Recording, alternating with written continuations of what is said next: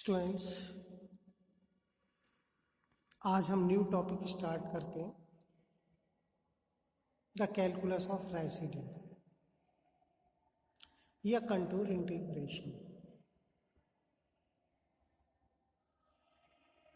देखिए क्या होता है residue at a pole.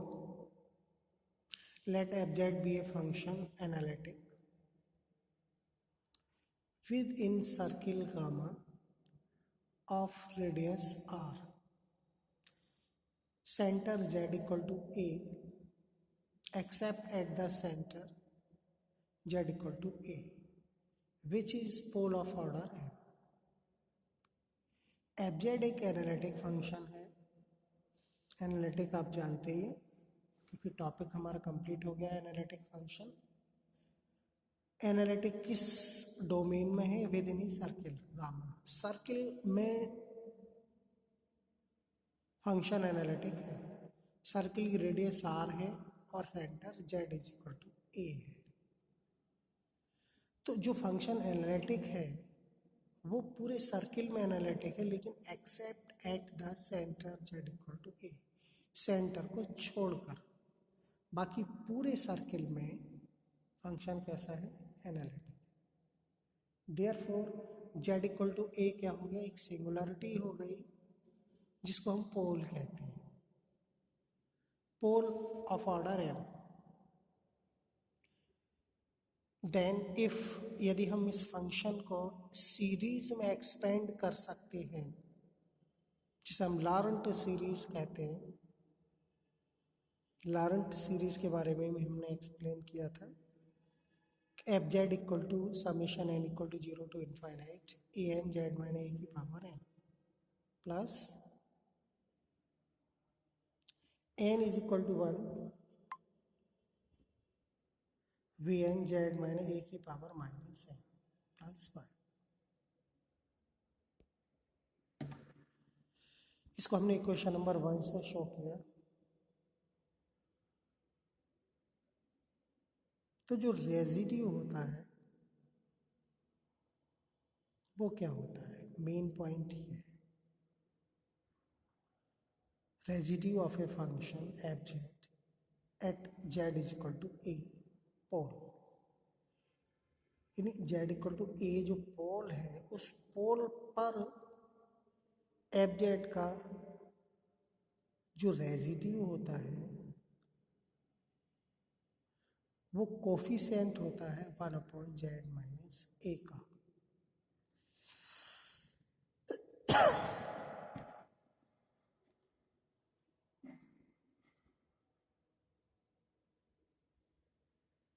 Formula लिखा है हमने, the coefficient of 1/z minus A in equation 1। Equation 1 जो कि लॉरेंट सीरीज है, उसमें जो 1/z माइनस ए का कोफिशिएंट होगा वही क्या होगा? रेजिड्यू होगा।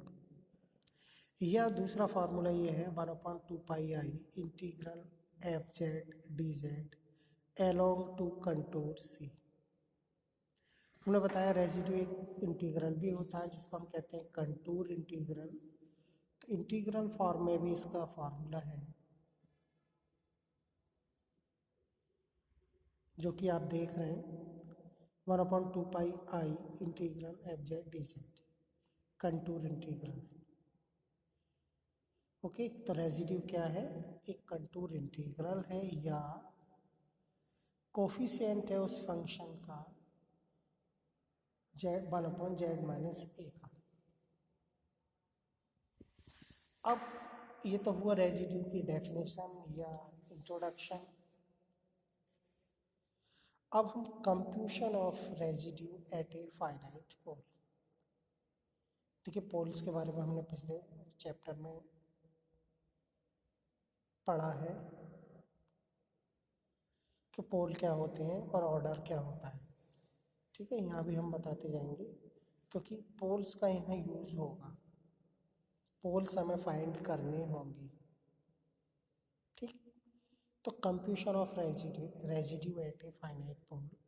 कंप्यूशन मीन्स फाइंड, ज्ञात करिए। कैसे ज्ञात करते हैं, क्या मेथड होता है इसका, या क्या फॉर्मूले होते हैं, वो हम वन बाय वन देखते हैं। देखिए फर्स्ट फार्मूला,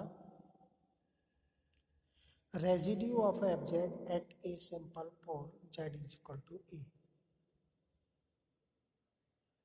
यानी किसी फंक्शन एफ जेड का रेजिड्यू एक सिंपल पोल पर, सिंपल पोल मतलब होता है आप जानते हैं जिसका ऑर्डर वन होता है, जिस पोल का ऑर्डर वन होता है उसको हम कहते हैं सिंपल पोल।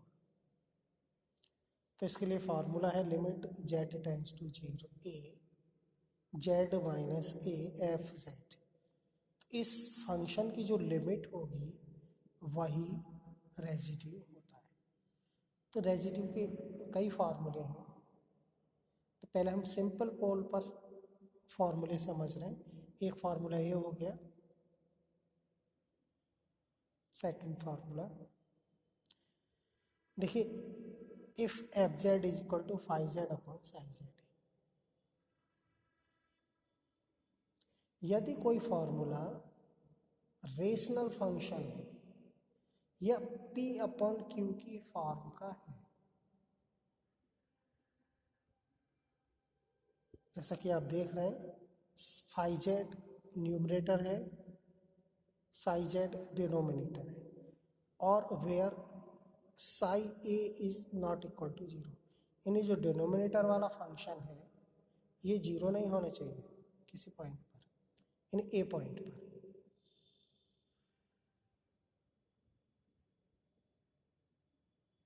ठीक है, तब हम दूसरा फार्मूला हमारे पास ये भी होता है, residue of F Z at Z is equal to A simple pole बराबर phi A upon psi dash A. Phi A means जहाँ फाइव जेड है जेड की जगह ए लिख देंगे, उसमें रिप्लेस कर देंगे, और जहाँ साई है उसका डिफरेंशियल करेंगे और उसमें फिर रिप्लेस करेंगे जेड को ए से, यानी साई डैश ए। तो ये रेजिड्यू होता है, यानी रेजिड्यू का फार्मूला होता है।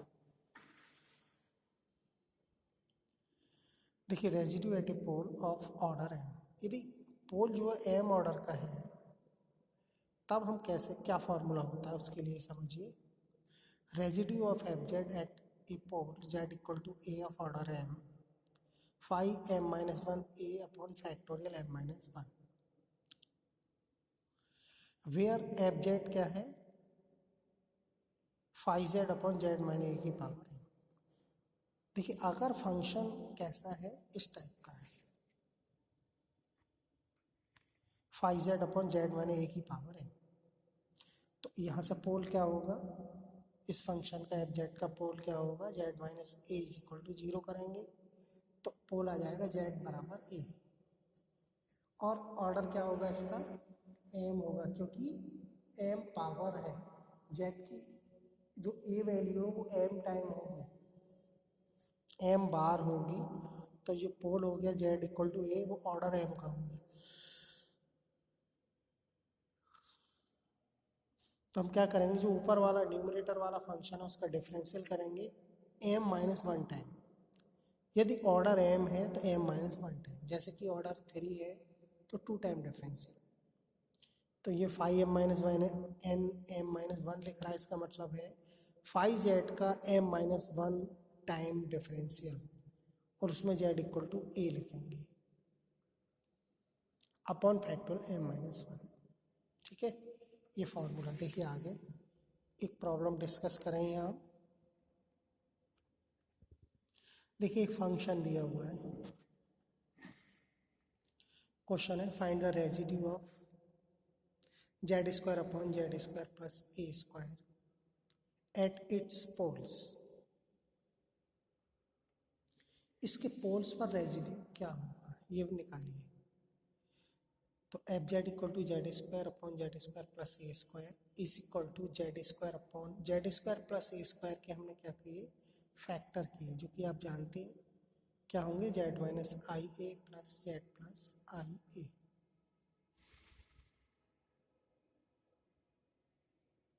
फिर फॉर पोल्स, पोल्स के लिए हम क्या करते हैं, डिनोमिनेटर जीरो करते हैं, यानी डिनोमिनेटर को जीरो के बराबर इक्वेट करते हैं।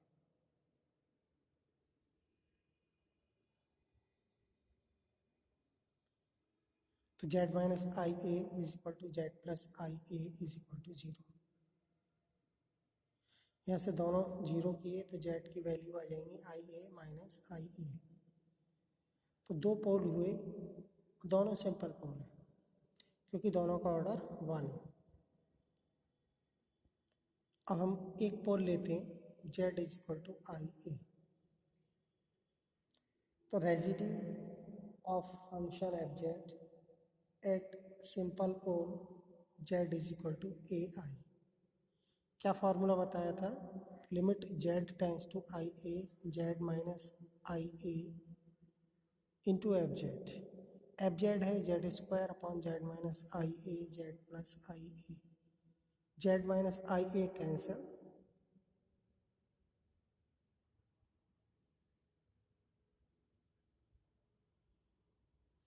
और हमने इसमें लिमिट जेड की जगह आई ए रिप्लेस कर दी, जो कि हुई ए स्क्वायर आई स्क्वायर अपॉन 2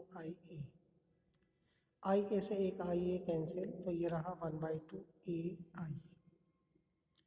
सिमिलरली हम सेकेंड पोल जो हमारा है Z is equal to minus I A, same process लगाएंगे, लिमिट लेंगे Z tends to minus I A Z plus I A upon Z square upon Z minus I A Z plus I A cancel होगा अगली बार।